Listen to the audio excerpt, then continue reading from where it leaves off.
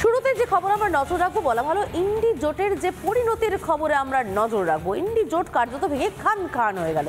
অবশ্যটা অবশ্যম্ভাবী ছিল যে কংগ্রেস থেকে জন্ম, সেই কংগ্রেস থেকেই বিচ্ছিন্ন হয়ে যাওয়াটাই খুব জরুরি ছিল হয়তো, কারণ ভীষণভাবে আমরা দেখেছি বিগত 1 বছর ধরে লাগাতার ইন্ডির মধ্যে পরস্পর বিরোধিতা চোখে পড়েছে। এবার নতুন করে কি হলো?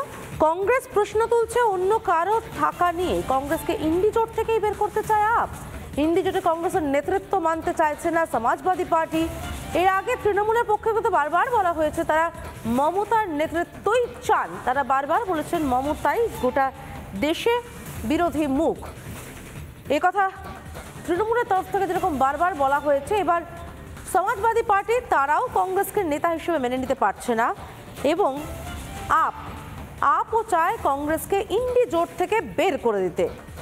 সাংবাদিক বৈঠক করেন আতিশী মার্লেনা এবং বৈঠক করে সেখানে বিস্ফোরক বক্তব্য। তার দাবি দিল্লি নির্বাচনে নাকি বিজেপিকে সাহায্য করেছে কংগ্রেস।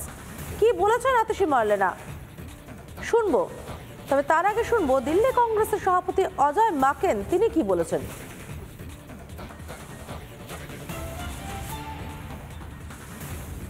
एंटी नेशनल है और उसकी कोई विचारधारा नहीं है सिवाय अपने पर्सनल एम्बिशन के।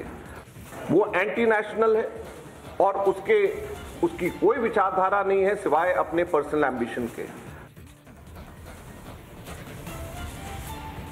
শুনলেন অজয় মাকেনের বক্তব্য এবং এরই পাল্টা উত্তর দিতে গিয়ে আতিশী মার্লেনা বলেন যে কংগ্রেসকেই এই ইন্ডি জোট থেকে বের করতে হবে। একই সঙ্গে আমরা শুনবো কি বলা হচ্ছে তৃণমূলের পক্ষ থেকে।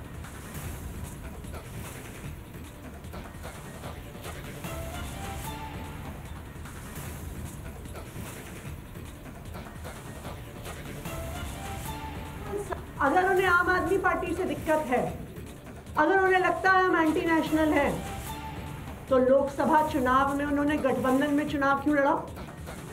क्यों अरविंद केजरीवाल से प्रचार करवाया?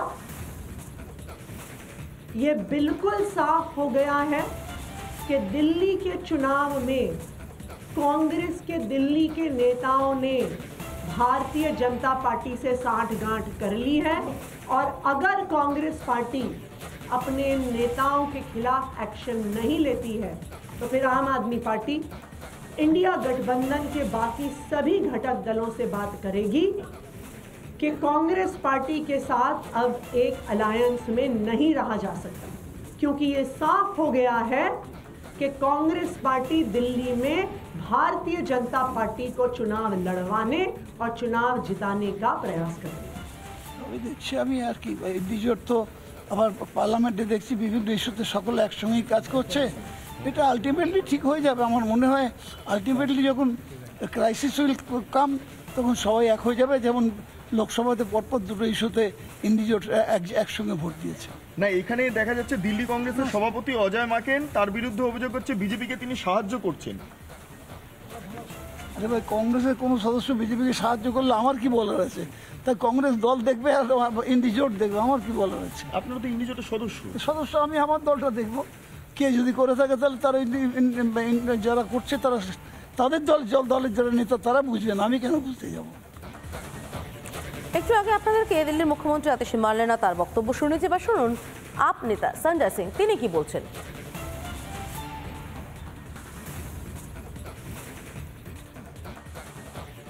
एंटी नेशनल बोलने का जो दुस्साहस अजय माकन और उनकी पार्टी ने किया है, मैं मांग करता हूं कांग्रेस पार्टी से कि 24 घंटे के अंदर अजय माकन के खिलाफ कार्रवाई करें, वरना इंडिया गठबंधन के जो और भी घटक दल हैं उनसे हम लोग मांग करेंगे कि कांग्रेस को इंडिया गठबंधन से अलग करें। 6 মাস আগেই তো এই আপ একেবারে কংগ্রেসের সঙ্গে কাঁধে কাঁধ লড়িয়ে রীতিমতো ভোট যুদ্ধে লড়েছে। 6 মাসের মধ্যে কি এমন হলো যে কংগ্রেস এবং আপের এত দ্বৈরথ শুরু হয়ে গেল? বিজেপি মুখপাত্র সুধাংশু ত্রিবেদী তিনি বলছেন আসলে পুরোটাই আপের খবরে থাকার চেষ্টা। एक दूसरे के प्रति कितनी नफरत है ये उनके बयान से साफ हो गई और इसके द्वारा उनकी पराजय की स्वीकारोक्ति भी साफ हो गई, यानी अपनी भावी पराजय का आधार बनाना आम आदमी पार्टी ने शुरू कर दिया। আরও একবার জানিয়ে রাখতে চাইবো, এই মুহূর্তে যে পরিস্থিতি হয়ে রয়েছে ইন্ডি জোটে, তাতে ইন্ডি জোটের মধ্যে কোনো ধরনের কোনো সমন্বয় তো দূরের কথা, উল্টে জোটের মধ্যে থেকে এই মুহূর্তে খান খান হয়ে গিয়েছে প্রতিটি শরিক, আলাদা আলাদা হয়ে গিয়েছে প্রতিটি শরিক। কেন আলাদা আলাদা হয়ে গিয়েছে যা দেখতে পাওয়া যাচ্ছে অজয় মাকেনের বক্তব্য, এবং অজয় মাকেনের বক্তব্যের পরেই আতিশী মার্লেনা বলছেন যে আদতে কংগ্রেসকে ইন্ডি থেকে বের করে দেওয়া উচিত। কংগ্রেস নেতা আশুতোষ চট্টোপাধ্যায় তিনি কি বলছেন আমরা শুনে নেব। যে কংগ্রেসের ত্যাগ, আজকে কংগ্রেস আছে বলে এতগুলো কথা বলতে পারছে।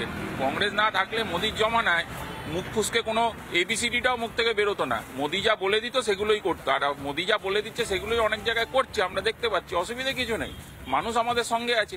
প্রিয়াঙ্কা গান্ধীকে দেখুন, প্রিয়াঙ্কা গান্ধীকে মানুষ ঢেলে আশীর্বাদ করেছেন, রাহুল গান্ধীকে ঢেলে আশীর্বাদ করেছেন, কংগ্রেসকে আশীর্বাদ করছেন।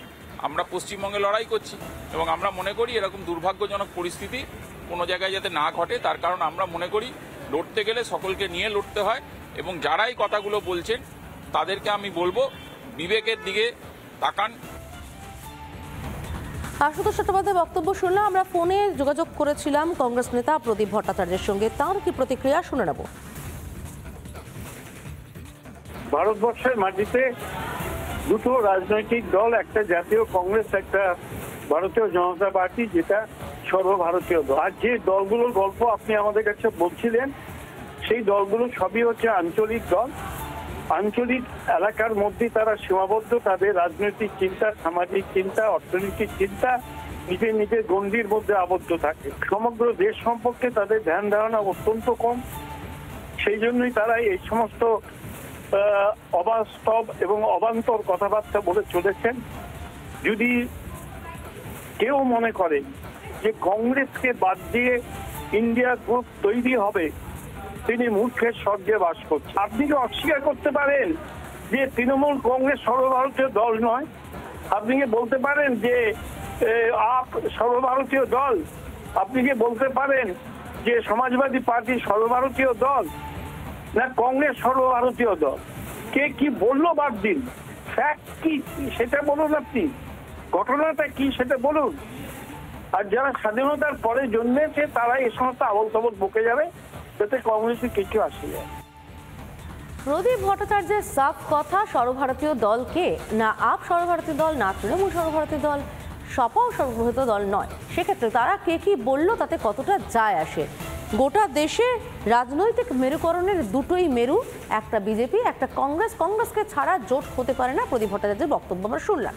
বেশ, ইন্ডি জোটে প্রদীপ ভট্টাচার্যদের শরিক সিপিএম শ্রমিক লাহিড়ী, তিনি কি বলছেন শোনা যাক। এরকম কোন জোটের কথা কোনোদিনই কেউ আলোচনা করেনি। এসব আরএসএস এটাকে জোট বলে, মানুষের মধ্যে সংশয় সন্দেহ তৈরি করবার জন্য। এটা হচ্ছে একটা বোঝাপড়া। রাজনৈতিক দলগুলোর মধ্যে বিজেপির মতো ফ্যাসিস্ট সাম্প্রদায়িক শক্তি, তাকে ক্ষমতার বাইরে রাখবার জন্য, গোটা ভারতবর্ষ যাতে ফ্যাসিস্ট শাসনে না চলে যায় তার জন্য। সেই বোঝাপড়া সব রাজ্যে সর্বত্র একরকম নয়। এটা লোকসভা নির্বাচনেও আমরা দেখেছি এবং সাম্প্রতিক বিধানসভা নির্বাচনেও দেখেছি। এখন আমাদের লক্ষ্য সবসময় একটাই, যে বিজেপি বিরোধী অর্থাৎ ফ্যাসিস্ট বিরোধী সব শক্তিকে এক জায়গায় আনা। রাজ্যের কিছু বাস্তবতা থাকে, তার ভিত্তিতে এই বোঝাপড়ায় বিভিন্ন জায়গায় ঘাটতি আছে, কিন্তু আমাদের লক্ষ্য এবং সমস্ত বিজেপি বিরোধী ধর্মনিরপেক্ষ দলগুলির লক্ষ্য হওয়া উচিত যাতে বোঝাপড়ার ভিত্তিতে চলা যায়। যে ছবিটা আপনারা ফোনের সঙ্গে সঙ্গে দেখতে পাচ্ছিলেন এই বছরের জুন মাসের ছবি ছিল, সেটা একসঙ্গে এক ফ্রেমে ইন্ডি জোটের সব শরিকেরা। তবে শরিকেরা সঙ্গে এই মুহূর্তে থাকতে চাইছেন না, একে অপরের বিরুদ্ধে ভয়ঙ্কর অভিযোগ। ইন্ডি জোট যে স্বার্থ গন্ধ থেকে তৈরি হয়েছিল সেটা ভীষণ রকমভাবে সাফ হয়ে যায় এই একের পর এক অভিযোগ শুনলেই। বিজেপির রাজ্য সাধারণ সম্পাদক জগন্নাথ চট্টোপাধ্যায়ের সঙ্গে কথা বলেছিলাম আমরা, তিনি কি বলেছেন শুনে নেব। তারপরে বাকি যারা দল, আঞ্চলিক দলগুলো কোনো কোনো রাজ্যে যারা সফল হচ্ছেন, তারা কেন মানবেন কংগ্রেসকে? মিডিয়ারও একাংশ উৎসাহী হয়ে পড়েছিলেন নরেন্দ্র মোদীকে ইন্ডি জোট হারিয়ে দেবে। আমরা তখনই বলেছিলাম যে ইন্ডি জোটের পিন্ডি প্রথম দিন থেকেই চটকে গেছে। তাতে পাটনার লিট্টি চোখা হোক, ব্যাঙ্গালোরের ইডলি দোসা হোক, মুম্বাইয়ের পাওভাজি হোক, বা কলকাতাতে রসগোল্লা মিষ্টি দই খাওয়ার পরেতেও ইন্ডি জোট যে আসলে দানা বাঁধছে না, তা বারবার প্রমাণ হচ্ছে। নানা ধরনের কন্টেন্ট দেখার জন্য লাইক করুন, শেয়ার করুন আমাদের ফেসবুক পেজ, সাবস্ক্রাইব করুন আমাদের ইউটিউব চ্যানেল। পাশাপাশি অন্যান্য ব্রেকিং নিউজের জন্য অবশ্যই চোখ রাখুন রিপাবলিক বাংলায়।